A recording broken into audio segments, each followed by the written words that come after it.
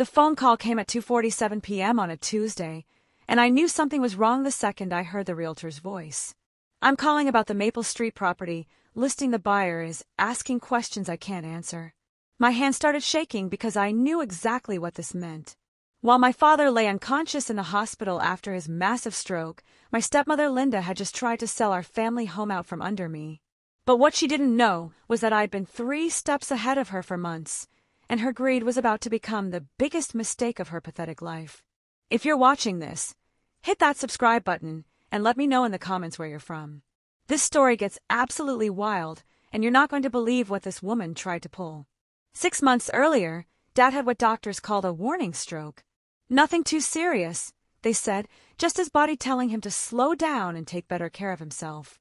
Linda immediately transformed into the perfect devoted wife, fussing over his medications, driving him to every appointment, making sure he got plenty of rest.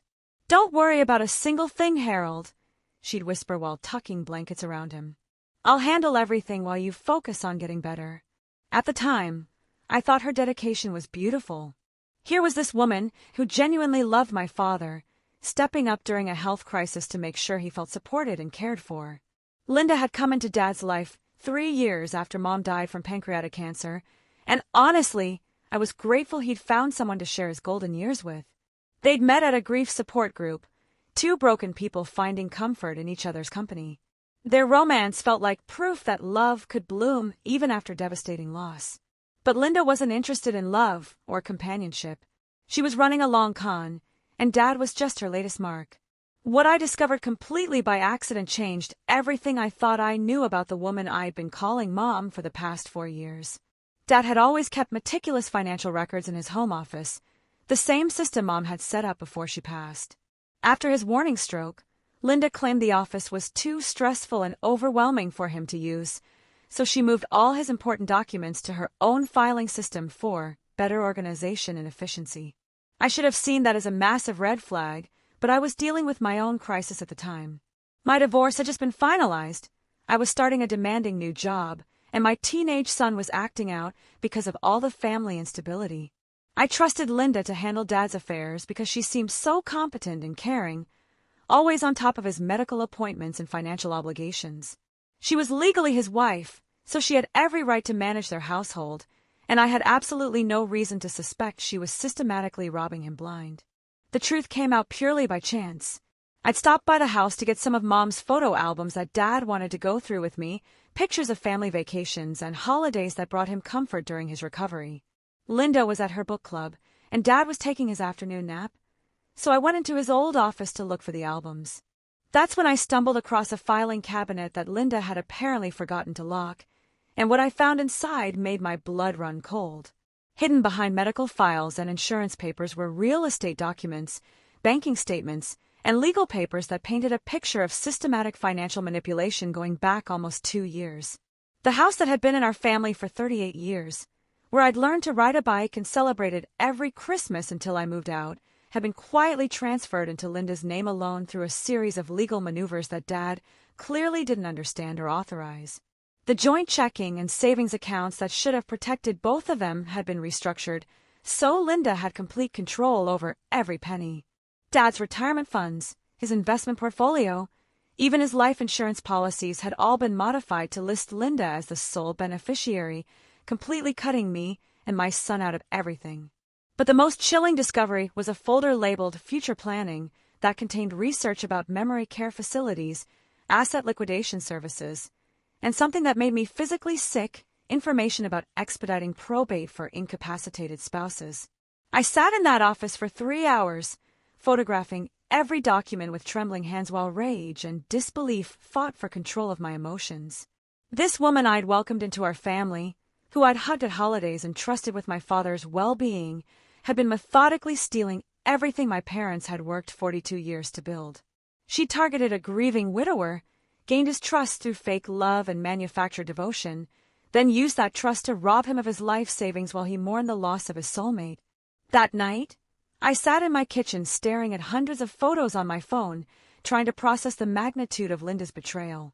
But as the shock faded, it was replaced by something much more useful: ice-cold determination. Linda thought she was dealing with a busy, distracted daughter who was too wrapped up in her own problems to notice what was happening to her father's finances. She had no idea she just declared war on someone who'd inherited Mom's attention to detail and Dad's stubborn refusal to let anyone hurt his family.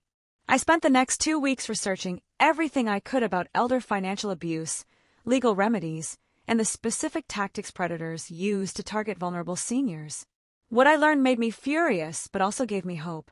Linda had made several crucial mistakes in her rush to gain control of Dad's assets, mistakes that could potentially be reversed if I acted quickly and strategically. She forged signatures on documents, exceeded her power of attorney authority, and most importantly, done all this while Dad was still mentally competent to contest her actions. The problem was that Dad genuinely loved Linda and trusted her completely. He had no clue what she'd been doing behind his back, and revealing her betrayal would absolutely devastate him. But protecting him from painful truth wasn't worth letting her destroy everything he and Mom had sacrificed to create. Dad deserved to know who he'd really married, even if that knowledge shattered his heart into a million pieces. My strategy had to be perfect. I needed ironclad evidence, credible witnesses, and a plan that would expose Linda's crimes while minimizing Dad's emotional trauma. My first call was to Uncle Mike, Mom's younger brother, who'd been suspicious of Linda from day one, but kept his concerns private out of respect for Dad's happiness. Mike was a retired FBI agent who understood financial fraud better than anyone, and when I showed him the evidence I'd collected, his reaction was swift and decisive. "This isn't her first rodeo," he said grimly after reviewing the documents. "These techniques are too sophisticated, too systematic for someone learning as they go. Linda's done this before, probably multiple times." Mike agreed to help me build an airtight case against Linda, using his law enforcement contacts to dig deeper into her background and financial history. What we discovered was even worse than I'd imagined. Linda's real name was Patricia Brennan, and she had an extensive criminal history spanning 3 states.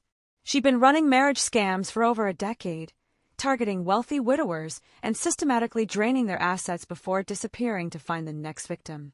Her method was always identical: infiltrate grief support groups, identify vulnerable men with substantial estates, become indispensable during their mourning period, marry quickly, gain legal control over their finances, then steal everything while maintaining the facade of devoted wife. Dad wasn't even her first victim to suffer a convenient stroke while she was liquidating his assets. 2 previous husbands had died under suspicious circumstances while Patricia managed their medical care, though prosecutors couldn't prove she'd actively caused their deaths. Another man had been placed in memory care against his will after she convinced doctors he had dementia, when he was actually being drugged with medications that caused confusion and disorientation. But Patricia had made one critical error this time. She'd gotten greedy and impatient. Instead of waiting for Dad to die naturally, she was rushing to liquidate everything while he was still alive and potentially able to expose her. That desperation would become her downfall because it meant she was taking bigger risks and making sloppier mistakes. The trap we set was elegantly simple. Mike contacted Patricia through Dad's longtime attorney and told her there was one final document needed to complete the house sale, a notarized affidavit confirming Dad was mentally competent and acting voluntarily. Patricia jumped at the opportunity, scheduling the meeting for the day after Dad was scheduled to be released from his rehabilitation program following his second, more serious stroke. What Patricia didn't know was that the attorney's office would be equipped with recording equipment, that Mike and I would be waiting with 3 months of evidence documenting her systematic theft, and that Dad's doctor had already confirmed he was mentally sharp despite his physical limitations. She walked into that meeting thinking she was about to complete the biggest score of her criminal career. Instead, she walked straight into a carefully constructed trap that would end her con artist days forever. The meeting was scheduled for 10 a.m. on a Thursday. I arrived early, my heart pounding with anticipation and nervousness. This was it, the moment when months of investigation and planning would either expose Patricia completely or give her the opportunity to talk her way out of trouble like she'd probably done countless times before. But I wasn't some confused elderly victim or grieving widower. I was a daughter fighting for her father's life and legacy, armed with evidence and determination. Patricia wheeled Dad into the attorney's office right on time, chattering cheerfully about their exciting plans for the future. Dad looked frail but alert, his speech still affected by the stroke, but his mind clearly functioning. When he saw Mike and me waiting in the conference room, confusion flickered across his face, but Patricia smoothly explained that we were there to witness the final paperwork. "Harold is so excited about this move," Patricia announced, settling protectively beside Dad's wheelchair. "The new assisted living facility will be perfect for his needs, and the money from selling the house will ensure he gets the best possible care for years to come." She was still playing the devoted wife role, but I could see calculation behind her concerned expression.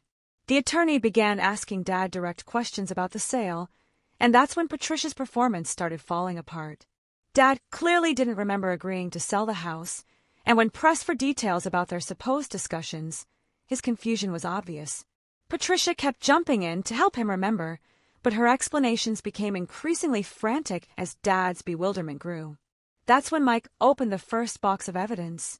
Bank statements showing systematic asset transfers, real estate documents with forged signatures, insurance policies fraudulently modified, medical records proving Dad was competent when Patricia claimed he was too confused to make decisions.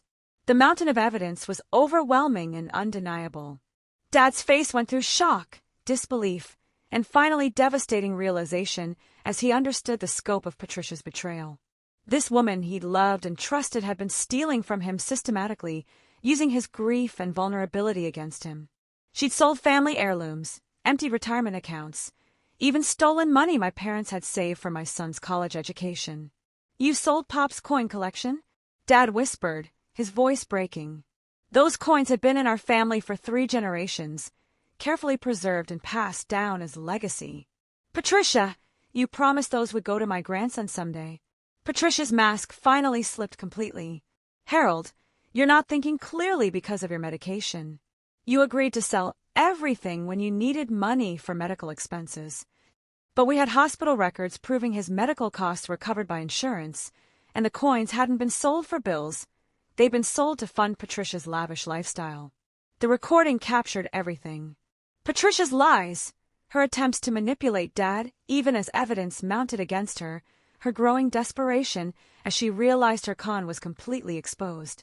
When Dad finally told her to get out of his sight and never contact him again, Patricia's true nature emerged completely. "You'll regret this, Harold," she snarled, all pretense of loving devotion gone. "You're a pathetic old man who can't take care of himself. Without me, you'll die alone and forgotten." It was the real Patricia speaking, the predator who saw vulnerable seniors as nothing more than bank accounts to be emptied.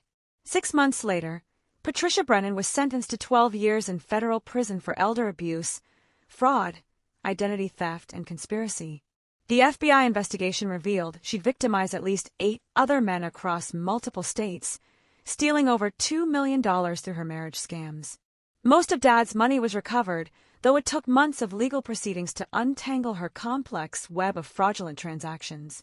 Dad never fully recovered emotionally from Patricia's betrayal, but he did find peace in knowing the truth and seeing justice served.